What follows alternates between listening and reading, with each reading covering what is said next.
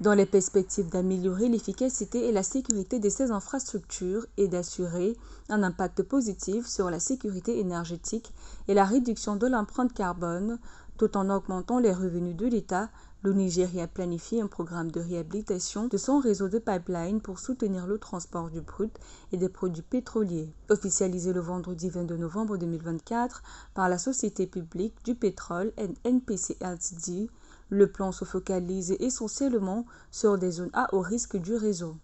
Il s'avère que les pipelines sont des vecteurs très essentiels qui permettent d'une part de conduire les flux de production pétrolier de l'amont vers l'aval et ensuite au niveau de l'aval, il y a aussi d'autres pipelines qui permettent d'assurer la distribution depuis les raffineries pétrolières et les centres pétrochimiques vers les utilisateurs finaux.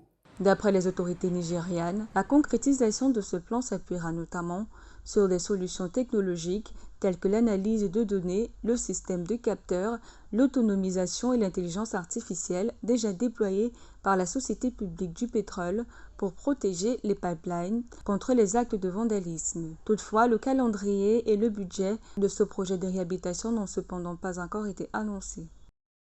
Et l'endommagement actuel malheureusement constaté sur les pipelines prive l'amont et l'aval pétrolier d'être en liaison synergique pour le développement de l'activité pétrolière au Nigeria.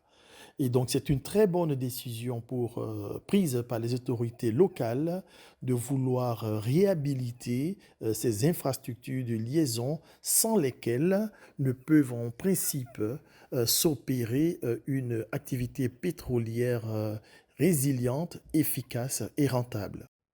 Il faut souligner qu'en décembre 2023, le PEP a réduit le quota de production du Nigeria qui est passé d'environ 1,8 million de barils par jour à 1,5 million, le pays ne parvenant pas à atteindre ce quota de production.